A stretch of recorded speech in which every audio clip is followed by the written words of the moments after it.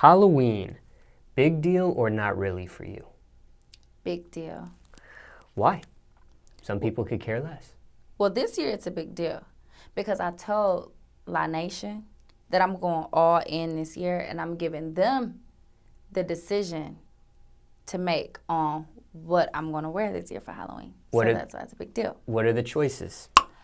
So some people told me that I should be Sierra, the singer, for Halloween. They like, you should be Sierra. Y'all look so much alike. I'm like, okay. They also told me that I should be Catwoman. I'm like, Catwoman, like every bitch is Catwoman for Halloween. What else did they tell me? They told me I should be Harley Quinn. I actually like the idea of Harley Quinn because my favorite color is red, and I would love to go back to some red weave. Okay. So, yeah. Those are the three choices. Mm-hmm. Now, when it comes to costume planning, it sounds like this year is different for you, but how serious is costume planning for you in the past? I know some women, they take their time, they plan it out early. Some women, it's just like a last-minute decision type of thing. So my best friends, they make all my clothes. So in the past years when I've wanted to participate in Halloween, my best friend Spanish Fly, she makes all my costumes. Like the year before last, I was Little Mermaid, and she made my skirt. She made me this cute little seashell bra. You know what I'm saying? So we actually really go all the way in for Halloween.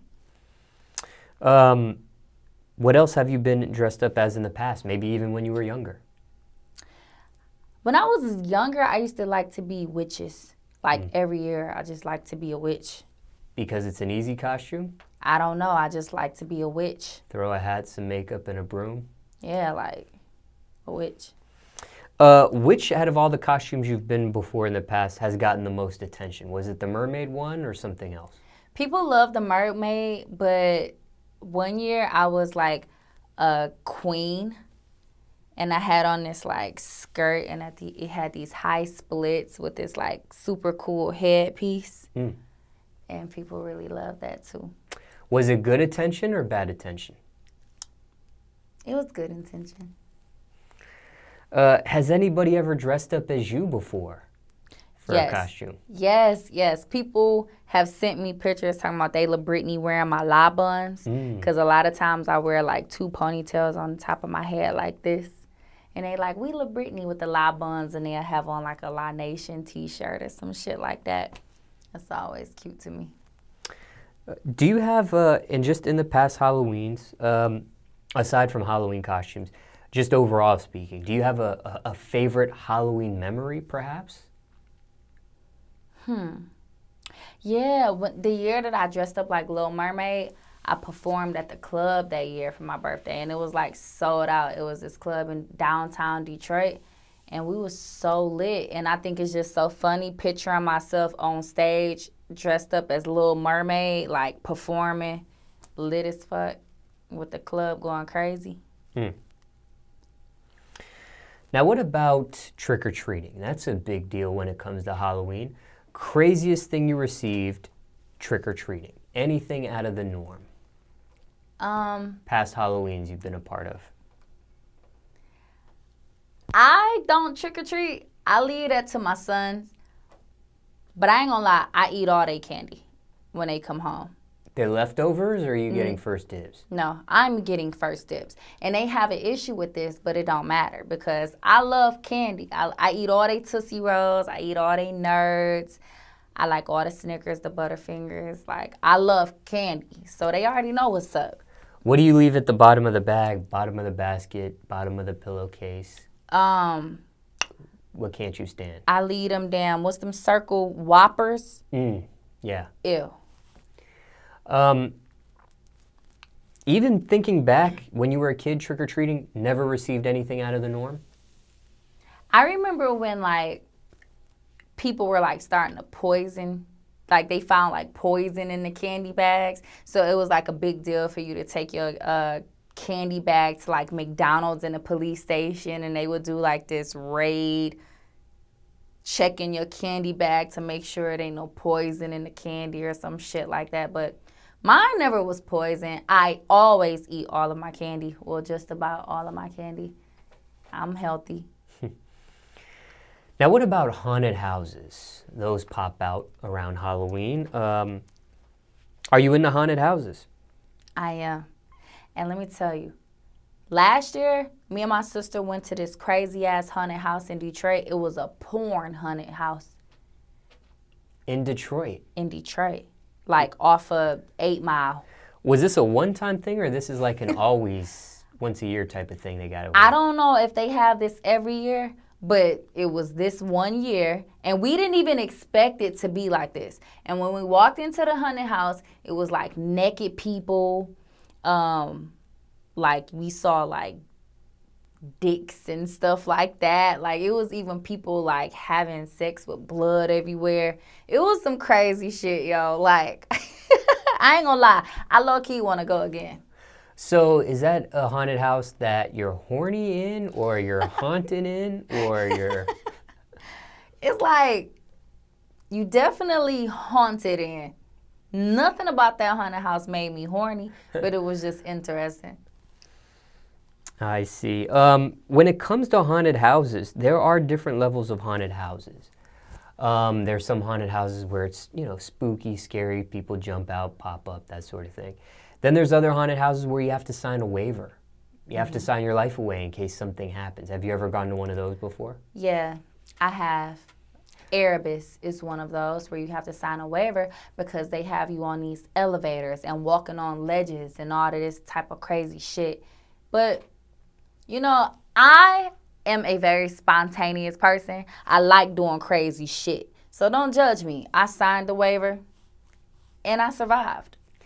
There's also some haunted houses where if you make it all the way to the end, they give you your money back for your entrance fee, or they give you some sort of prize. Was that a type of haunted house like that, or no? Yeah, Erebus does that. They give you your entry fee back if you make it all the way through. And you made it all the way through. And Your first time? I made it all the way through, yes. They even had an elevator. That was some crazy shit that's like get stuck.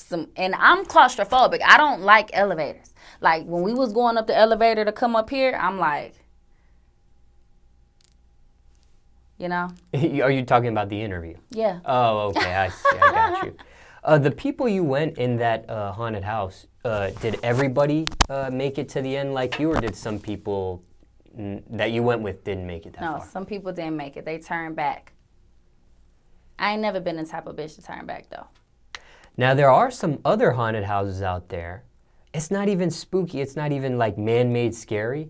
It's literally a location that has had reportings of hauntings, of sightings, of ghost encounters or paranormal activity. Have you ever gone to something like that before? No, we don't really got no shit like that in Detroit. But now that I live in LA, maybe I hit some haunted houses like that this year. You'd be willing to do that? I would, because I'm not going to lie to you. I like watching the History Channel, and I like watching them shows like The Haunted and stuff like that talk about, like houses and restaurants and hotels that have been like haunted and shit like that. I don't know. I'm a spooky person like that. I like horror movies and, So, yeah, I would definitely hit one of them kind of haunted houses. Speaking of horror movies, scariest movie, in your opinion, of all time? What really got you? Halloween. The original? With Michael Myers, yes. Because there are different sequels and prequels. The original. The original. Halloween, the original. Because I like scary movies that are still, like, realistic, that can happen in real life. So, to me, Halloween, like, a man with a mask on, with a blue suit on, that shit can happen in real life. Busting in your house, trying to kill you and chasing you around. Oh, wait, that's Jason. That's Halloween. Yeah. That movie, freaky. Now, what about, you would go to a haunted house where there were reported sightings, but have you ever had a sighting? Have you ever seen something, paranormal activity, or maybe had a ghost encounter yourself? It's so weird because when my grandmother passed away, we had to drive from Michigan to Alabama for her funeral. Okay. And the night of her funeral, I was like young. I remember laying there, everybody was asleep. It was a really dark room, and I was awake. And at the foot of my bed, I saw like, it was like a glowing, like outline of a body or some shit like that. But I was so freaked out, I put the covers over my head. I'm like, hell no, what is going on? You feel me? So I Googled and I researched, and, you know, I researched that sometimes, you know, people do come back, like the spirits come back. And if you afraid, they'll never come back again. And since that day, it's never happened to me again. And it's so weird because I really don't believe in shit like this. But so I always be like, man, was I like awake or was I just dreaming this? But when people ask me about it, I have to talk about it because I do remember seeing that at the foot of that bed, and I got afraid, so I put the cover over my head, and it was a very eerie feeling, you know? And I don't know, it's kind of creeping me out even talking about it again. You got chills thinking about it? Yeah. What age were you when this happened? I was like 15 years old. Anybody in the house ever have something similar happen to them? Yeah, my sister always tell me like she always feel like it's like something, you know, she always feels like, you know how you can feel somebody walk into a room, like a presence? She will always tell me that, like, Britt, this shit weird. Like, she'll turn off the TV and hurry up and run to the back because she would feel like, you know, like somebody's right there, or, you know. But if it's my grandma, then it's like I don't want to be afraid. Like, I would like to just be comfortable with it because I loved her so much. But if it ain't, I'm getting the fuck up out of there. This presence the other family member feels, you think that's something that has to do with grandma, or that's a totally different experience there? It's got to be with to me, I feel like it's got to be with my grandmother because it's in the same house, you know, and it's kind of like when me and her talk about it, it's the same type of feeling. So. How did other family members react to your glowing scenario that happened? I didn't even really tell them about it. I told my sister about it, but my sister, that's like my best friend. So she only call me crazy when I'm being crazy, you know. But with this particular situation, she was just like, man, Britt, like, you know, that's weird, but I gotta believe you. You know what I'm saying? You know, she wasn't against me. I don't talk about it a lot, so I'm telling you shit that I don't really talk about. What about music? Is there a favorite Halloween song that comes to mind? Just thinking about the music side of things of Halloween, maybe.